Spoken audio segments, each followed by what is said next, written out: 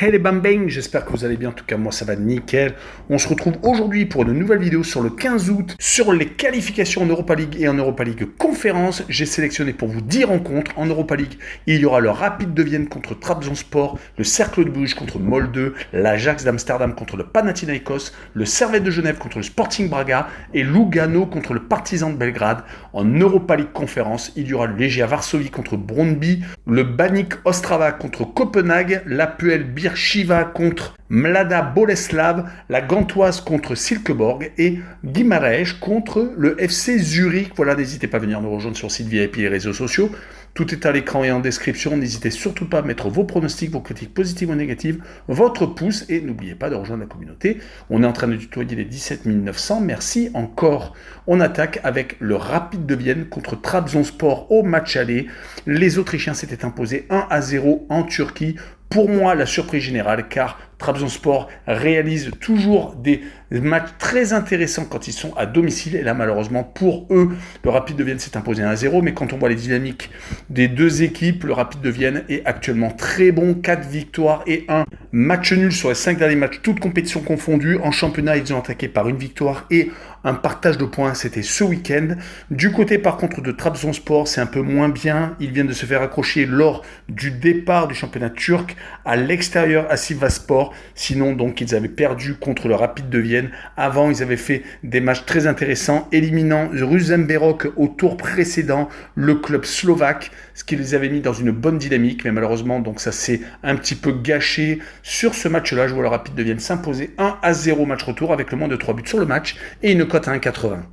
Et on enchaîne avec le Cercle de Bruges contre Molde, le club norvégien qui se déplace donc en Belgique au match aller. Il n'y a pas eu photo. Molde s'est imposé assez facilement 3-0. Donc ils ont une énorme marge et quand on voit la dynamique du Cercle de Bruges, c'est plutôt compliqué. Seulement 2 petites victoires en 5 rencontres, toutes compétitions confondues, même si la dernière opposition à la maison contre Beerschot Anvers s'est très bien passée car ils se sont imposés 4-1, leur permettant de prendre les 3 premiers points sur les 3 premières rencontres en championnat belge.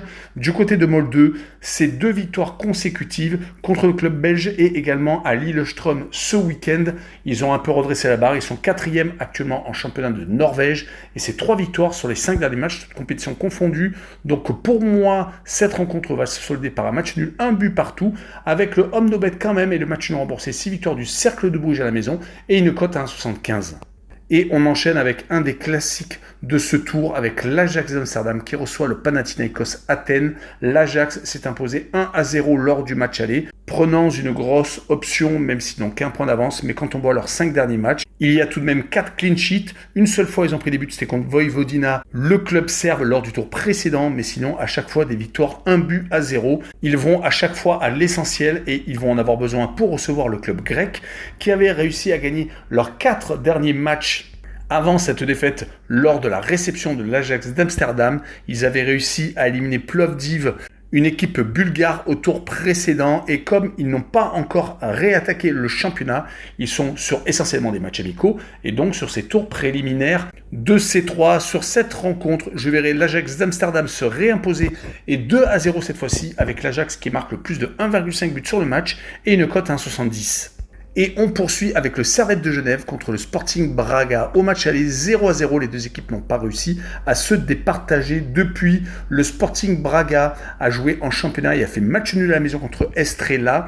Un faux départ pour moi, car le Sporting Braga peut montrer beaucoup plus de choses. Ils avaient réussi à éliminer le club israélien du Maccabi Petah Tikva au tour précédent, se baladant 7 buts marqués, 0 encaissés. Du côté du Servette, il y a eu un naufrage total en championnat contre le FC Bâle. Ils ont pris 6-0 à la maison. Ce n'était pas arrivé depuis très longtemps. Le Servette avait fait une très belle saison. Ils étaient même sur 2 saisons consécutives en championnat très intéressantes. Cela met un énorme bémol sur le très bon départ en championnat où vous avez gagné leurs 3 premiers matchs. Depuis 3 rencontres, ils sont sur 0 victoire. Ils ont perdu à Lugano, un autre club européen. Ils ont perdu donc contre le FC Bâle. Et on fait ce 0-0 qui leur permet encore d'espérer. Sur ce match-là, je vois le Servette tout donner et faire un but partout. Mais je verrai quand même la qualification de Braga avec une cote à 1,66.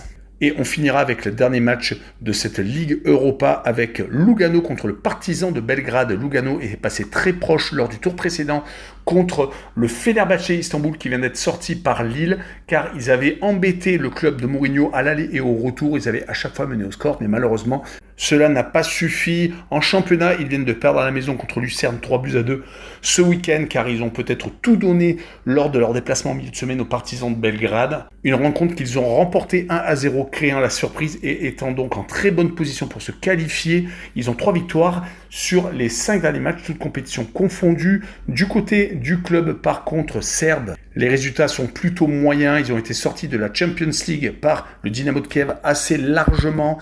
Ils ont, en championnat, par contre, fait quasiment le plein avec 3 victoires et un match nul sur les 4 premières rencontres. Le match nul a d'ailleurs été ce week-end à Beograd contre le Novi Beograd. Ils ont malheureusement donc hypothéqué leur chance lors du match aller contre Lugano.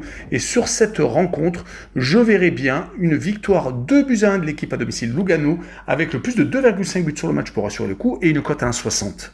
Et on enchaîne avec la C4 et le Legia Varsovie contre Brøndby au match aller. 3-2 pour le Legia Varsovie qui a créé la surprise. Beaucoup de surprises si vous m'écoutez depuis le début de la vidéo. Le Legia Varsovie reste sur 3 victoires, 1 nul et une seule défaite sur les 5 derniers matchs, toutes compétitions confondues. En championnat, ils sont actuellement 6e, 7 points en 4 rencontres, ce qui est plutôt moyen. Du côté par contre de Brøndby, ils sont 6e, 7 points également en 4 rencontres. Donc c'est à peu près du même acabit que le Legia. Ils ont 2 victoires, 2 défaites et un match nul sur les 5 derniers matchs. Mais ce qui est le plus inquiétant, c'est que les 2 derniers matchs sont les 2 défaites et toutes à domicile contre le Legia et contre AGF en championnat qui est juste au-dessus d'eux au championnat.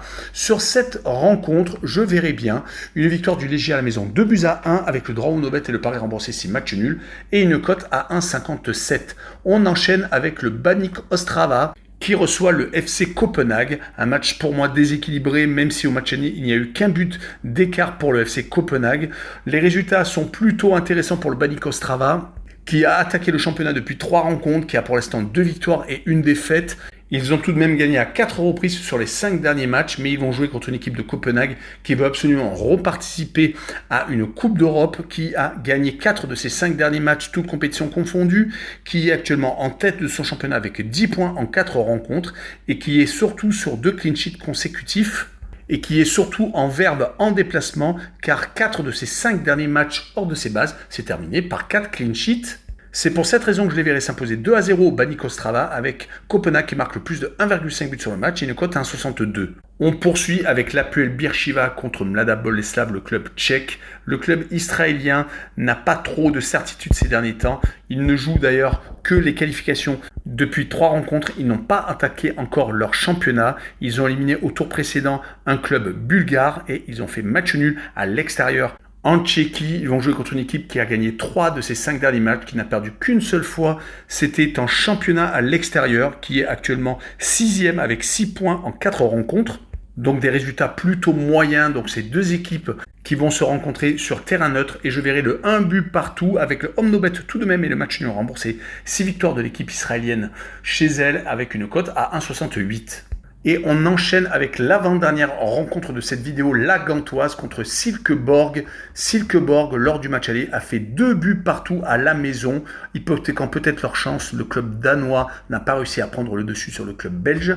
En championnat, ils sont actuellement second à 1 point du FC Copenhague.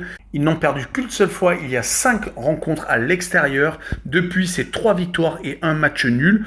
Ce match nul, d'ailleurs, lors du match aller, ils ont réussi à s'imposer à l'extérieur à Randers. Reprenant un peu de confiance, la Gantoise de son côté, par contre, c'est 3 matchs sans victoire. En championnat, ils viennent d'enchaîner 2 défaites consécutives contre Dender, un des promus, et au Sporting Charleroi. Ils sont actuellement 11e avec 3 petits points en 3 rencontres.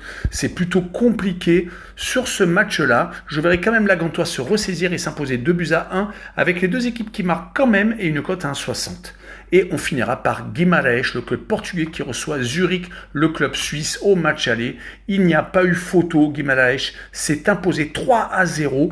Et d'ailleurs, quand on voit leurs derniers résultats, on est impressionné. Guimarães, depuis 5 rencontres, ne prend pas de but et a gagné ses 5 matchs. Au tour précédent, ils ont éliminé une équipe assez faible de Malte et ils ont continué en championnat où ils viennent de s'imposer pour la première fois à l'extérieur à Arouca. Ils sont donc bien placés après une rencontre. Mais avec 3 buts d'avance et une réception, cela va être quand même beaucoup plus facile du côté de Zurich. C'est 2 victoires, 2 nuls et une seule défaite. Ils sont actuellement en tête du championnat helvète avec 10 points en 4 oppositions. Mais malheureusement, donc ce match allait a plombé un peu l'ambiance. Et sur ce match-là, je vois Guimaraes s'imposer 2-0 avec les deux équipes qui ne marquent pas et une cote à 1,67. Voilà, on en a fini avec cette vidéo. N'hésitez pas à venir nous rejoindre. Tchou les bambing!